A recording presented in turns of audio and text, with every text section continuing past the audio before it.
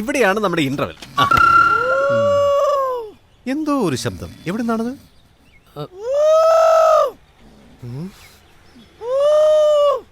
കണപ്പച്ചണ്ടേ ഇന്റർവെല്ലായി. ഇന്റർവെല്ലായി. ഓ, വളരെ സന്തോഷമായി.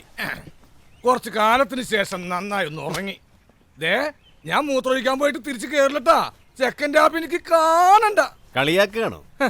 ഇതുപോലുള്ള കഥകളെടുത്ത് നിങ്ങളല്ലേ പ്രേക്ഷകരെ കളിയാക്കുന്നത്? എഴുതിക്കാണിപ്പ് കഴിഞ്ഞപ്പോഴേ ഞാൻ ഉറങ്ങി. ആരോ പറഞ്ഞ പോലെ ചിക്കൻ ബിരിയാണി കഴിച്ചിട്ട് ഞാൻ ഈ പടം കാണില്ല.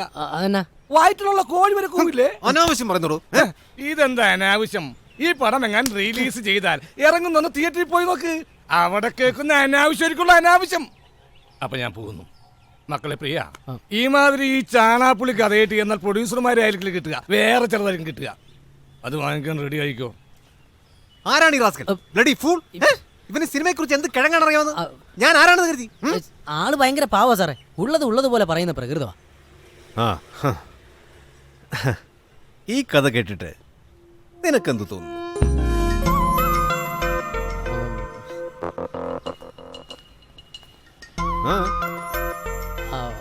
അല്ല, സാറിന്റെ കഥയിലൊക്കെ കാര്യമുണ്ട്. പക്ഷേ സാറേ, നമുക്കൊരു കഥ ഇഷ്ടപ്പെടുന്ന എപ്പോഴാ? ആ കഥ നമ്മുടെയും കൂടിയാണെന്നുള്ള തോന്നൽ വരുമ്പോഴല്ലയോ? ഇപ്പൊ തന്നെ ഞങ്ങളുടെ നാട്ടിലൊരു പുഴയുണ്ട്, തോനക്കാട് പുഴ. അതിനകത്ത് ഞങ്ങൾ കുടിക്കുമ്പോഴത്തേക്ക് ഞങ്ങൾക്ക് തന്നെ തോന്നുക അത് ഞങ്ങളുടെ തന്നെ പുഴയാണ്. പക്ഷെ അത് ഇവിടുത്തെ സ്വിമ്മിംഗ് പൂളിൽ കുടിച്ചാൽ തോന്നൽ വരികയില്ലെന്നേ, അകന്ന് നിൽക്കും. എന്ന് പറഞ്ഞ പോലെ സാറിന്റെ കഥാനായകന്റെ ഒക്കെ കാര്യം അകന്ന് നിൽക്കുക. എങ്ങനെ അകന്ന് നിൽക്കുന്നു? എല്ലാം നഷ്ടപ്പെട്ട ഒരാൾ മരിക്കാൻ തീരുമാനിക്കുന്നു. അതിലെന്താണ് ഇപ്പം? എല്ലാം നഷ്ടപ്പെട്ട ഒരാൾ ജീവിക്കാൻ അങ്ങ് തുടങ്ങുമ്പോഴല്ലേ സാറേ കേൾക്കുന്നവർക്ക് ഒരു സന്തോഷം, ആവേശമൊക്കെ ഉണ്ടാവത്തുള്ളൂ. പിന്നെ സാറിന്റെ നായികയ്ക്ക് അവക്ക് നിരാശയാന്നേ. അവൾക്ക് ജീവിതത്തിലുള്ള പ്രതീക്ഷ നഷ്ടപ്പെട്ടില്ലേ? അവൾക്കും മരണം മാത്രമേ മുന്നിലുള്ളൂ. സാറിനോടൊക്കെ എന്നാ പറയണ്ടേ സാറേ? ഞങ്ങളുടെ നാട്ടിലൊക്കെ കുറെ തുമ്പികളുണ്ട്. 4-5 ദിവസം മാത്രം ജീവിക്കുന്ന തുമ്പികൾ. സാറ് കേൾക്കുന്നുണ്ടോ? ഓക്കെ. ഈ തുമ്പിയെ പിടിക്കാൻ വേണ്ടിട്ട് ഞങ്ങൾ ഇങ്ങനെ പമ്മി പോകും. ഞങ്ങളുടെ കൈ ഇങ്ങനെ അടുത്തെത്തുമ്പോഴത്തേക്കും അത് പറഞ്ഞു. എന്നാ കാര്യം? അതിനെ ജീവിക്കണം എന്നുള്ള ആഗ്രഹം കൊണ്ട് ഉള്ളിലേ. അതാ മനപ്രയാസം വന്നിട്ട് ഓരോരുത്തർ ജാകാൻ വേണ്ടി തുടങ്ങിക്കഴിഞ്ഞാൽ ഒറ്റ ദിവസം കൊണ്ട് തന്നെ ലോകം ഇല്ലാണ്ടാവുമല്ലോ. സാറേ, പ്രശ്നങ്ങൾ വന്നിട്ട് നിരാശപ്പെടാതെ സന്തോഷത്തോടുകൂടി ജീവിക്കുന്ന ഒരു പെങ്കൊച്ചിനെ എനിക്കറിയാം. അപ്പുറത്ത് വീട്ടിൽ നിൽക്കുന്ന ജോലിക്കാരിയാണ്. അയ്യോ, ഹലോ, ഇതാ ഞാൻ പറഞ്ഞിരുന്ന വൈശാഖ സാർ. ഡയറക്ടർ. ആ, ഇവിടുത്തെ സാറിന്റെ മോള. രണ്ടുപേരും നല്ല ഫ്രണ്ട്സിനെ പോലെ. എനിക്കറിയാം. ഇവരെ തന്നെ കാണാൻ വന്നിരുന്നു. തനിക്ക് വേണ്ടി റെക്കമെൻഡേഷൻ.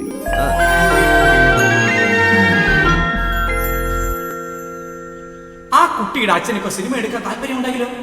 അച്ചായ കൈവിട്ടാലും നമുക്കൊരു പ്രൊഡ്യൂസർ ആയില്ലേ? ഡയറക്ട് ചെയ്യണമെന്ന് പറഞ്ഞ് ഒരുപാട് പ്രൊഡ്യൂസേഴ്സ് വരുന്നുണ്ട്. അറിയാം.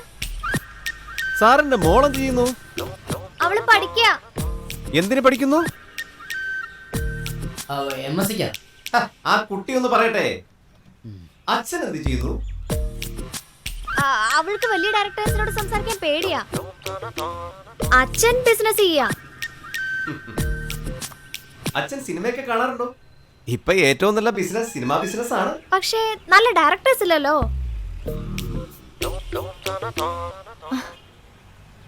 പ്രിയ, ശരി.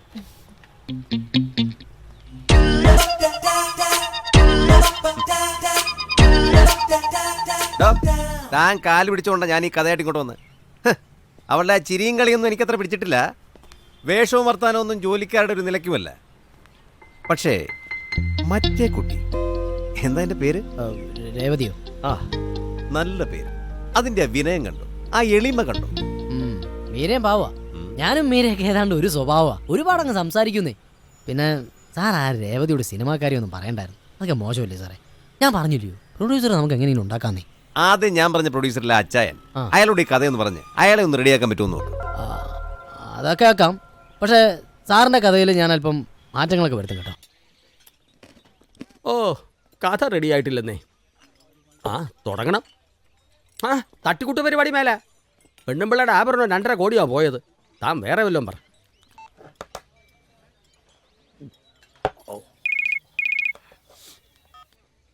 മധു, നീ എവിടാ? പുറത്താന്നോ? സാർ ഓർഡർ തന്നേ വേണ്ടേ? എന്റെ ബില്ലല്ലേ താനടിച്ചോ. എന്ത് പറ്റി സാർ? ഇനി ഇവിടെ എന്നാ കൂടുതൽ വല്ലതും പറ്റും. അച്ചായ നമസ്കാരം.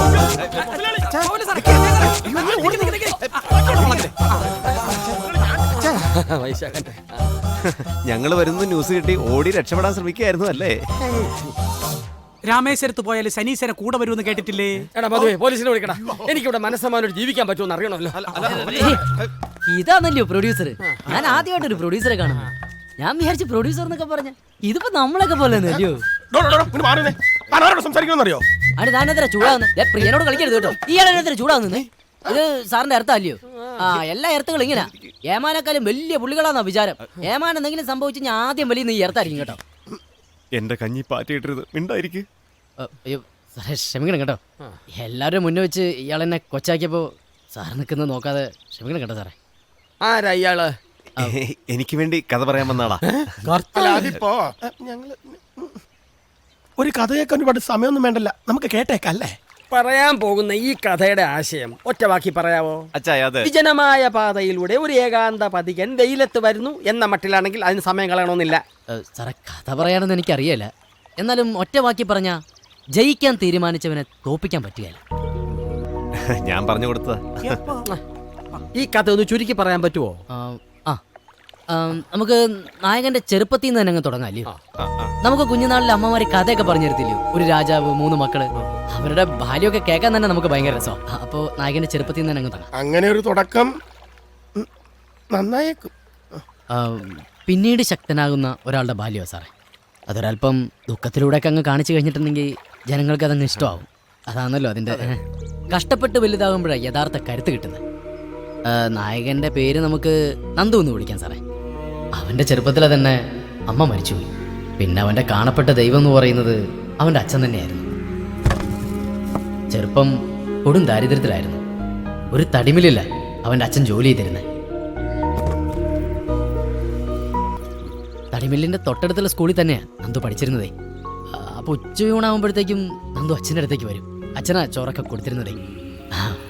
ഒരുപാട് തമാശയൊക്കെ പറയും, പക്ഷെ ഒരുമിച്ചിരുന്ന് കഴിക്കുകയല്ല. അച്ഛൻ മാറിയിരുന്ന് കഴിക്കത്തുള്ളൂ.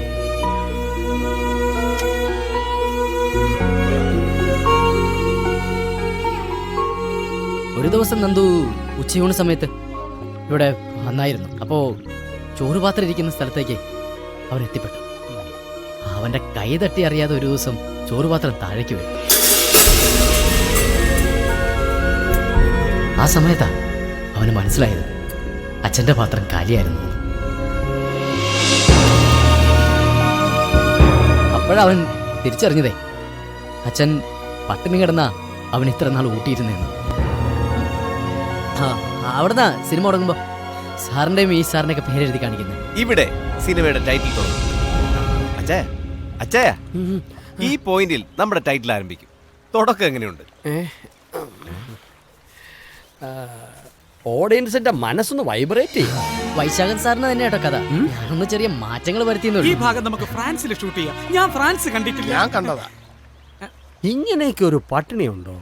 അതൊക്കെ എക്സാജറേഷൻ ആയി പോകത്തില്ലയോ? അയ്യോ അച്ചായൻ സാറേ, സാർ എന്റെ കൂടെ വന്ന 3 നേരം പട്ടിണി കിടക്കുന്നവരെ ഞാൻ കാണിച്ചു തരാം.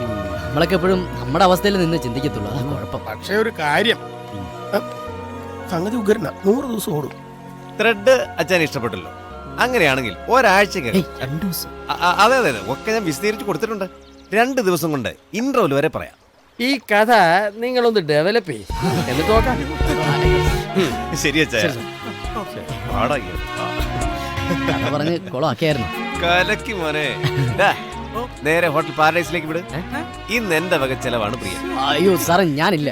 ഇതിലിങ്ങോട്ട് വന്നപ്പോ തന്നെ ഇതിനകത്തുള്ള തണുപ്പ് കാരണം എനിക്ക് ഇരിക്കാൻ പറ്റിയല്ലായിരുന്നു. ഞാൻ നടന്നങ്ങ് പൊക്കോളന്നെ. അപ്പൊ പിന്നെ ബാക്കിയുള്ള കഥ അങ്ങ് ആലോചിക്കാമല്ലോ. എന്നാ പിന്നെ ഞാനും നടക്കാം. യ്യോ, സാറേ, സാറ് വെയിൽ കൊള്ളാനൊന്നും പോകരുത്. AC അടിച്ചില്ലെങ്കിൽ ജലദോഷം വരുന്ന ശരീരപ്രകൃതമാണ് സാറിന്റെ. മാത്രമല്ല വെയിൽ കൊണ്ടാൽ നീ പോ. ടൈറ്റിലിന് ശേഷം നമുക്ക് നന്ദുവിന്റെ 2ാം ഘട്ടത്തിൽ നിന്ന് തുടങ്ങാം അല്ലേ? ഈശ്വര, ഞാൻ കാണുന്നത് സത്യം തന്നെയാണോ? വൈശാഖ സാർ ജീവിതത്തിൽ ആദ്യമായി നടന്നു പോകുന്നു. ഇനി എന്തൊക്കെ അസുഖങ്ങൾ വരുമോ ആവോ.